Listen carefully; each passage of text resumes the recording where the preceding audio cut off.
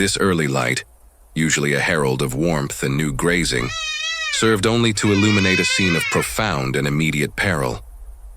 There, isolated against the endless, shimmering horizon, stood a small Cape buffalo calf, barely large enough to stabilize its own weight, its coat the color of fresh, wet coal.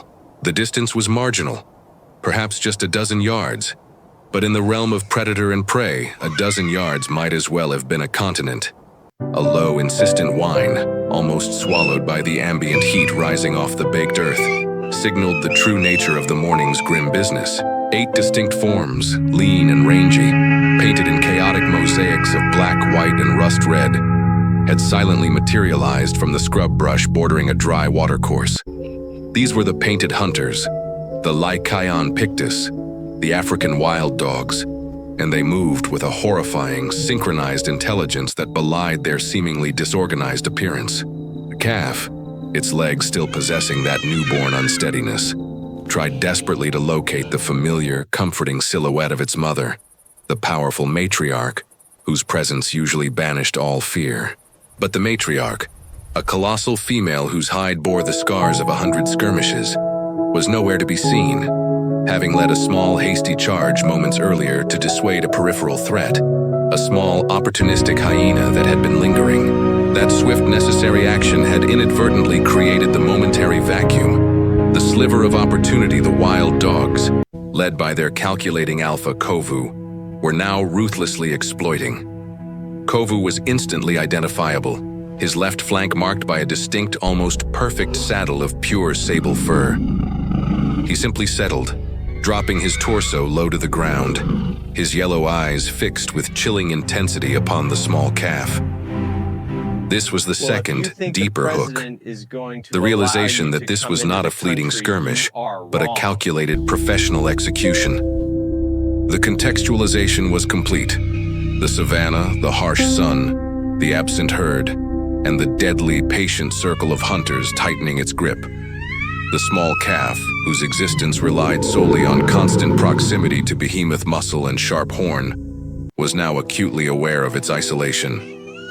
The problem, the conflict, escalated with the first minor shift in the circle. One of the dogs, a younger female whose coat was unusually dominated by white, took a single, slow step closer, then another. The open loops hung heavy in the increasingly tense air. Where exactly had the matriarch gone, and why had she not yet returned, sensing the profound danger? And most crucially, was there anything in this vast, indifferent landscape that possessed the speed, the ferocity, and the willingness to intervene in a predation sequence already initiated by one of Africa's most effective hunting units? The development phase began with a pattern interrupt designed by the predators themselves. Kovu rose, not towards the calf, but circling clockwise, sending silent signals through posture and movement to his pack.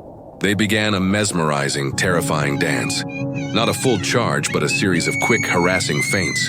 One dog would rush in, nipping at the dust near the calf's unsteady hooves, forcing the little buffalo to pivot awkwardly. The calf's distress was becoming physically manifest. Saliva foamed slightly around its mouth. Its efforts to maintain a defensive stance were exhausting its limited reserve of strength far quicker than a full-grown animal. The heat began to press down mercilessly, the sun climbing higher, baking the air and making the dust plume around the increasingly agitated animals thick and choking.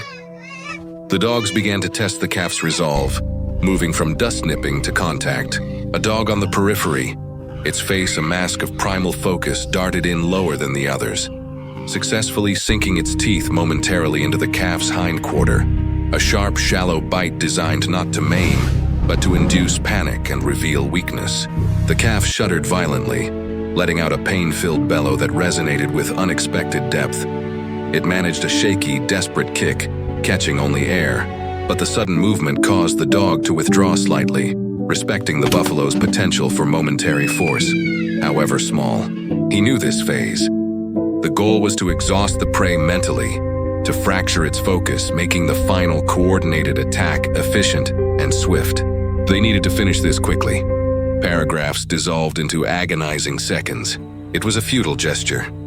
The wild dogs closed ranks instantly, a wall of mottled fur and gleaming teeth, forcing Thandi to stop short, its nose inches from the snarling face of a dog whose breath smelled foul and hot. This relentless, methodical assault served as the midpoint re-engagement, the heightening of tension before the potential breaking point. The dogs, energized by the scent of blood and imminent success, stopped their fainting. The time for play was over. Kovu gave a low, guttural signal, a sound that meant only one thing: coordinated attack, targeting the underbelly and the flanks. No longer content with merely harassing, they launched themselves with terrifying, unified force towards the calf.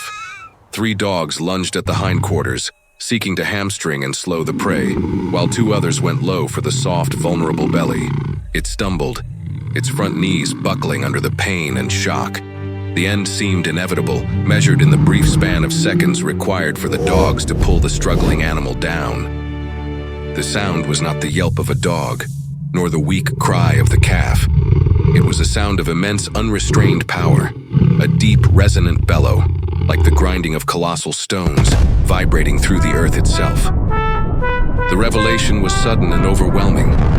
From the periphery of the dry riverbed, where the dogs had emerged, burst a mountainous figure of muscle and rage. His eyes were red-rimmed and furious, not focused on the specific threat, but on the disturbance itself, the cacophony of fear and violence that violated the uneasy peace of his isolated territory. Zola charged, a force of nature driven by instinctual fury, ignoring the smaller, scattered threats. His sheer bulk, weighing perhaps 2,000 pounds, hit the edge of the pack like a cannonball. The dog closest to his path, one of Kovu's lieutenants, was caught mid-lunge and sent flying through the air, hitting the ground 20 feet away with a sickening thud, immediately neutralized. This was not a matriarch, whose primary concern was the calf's safety.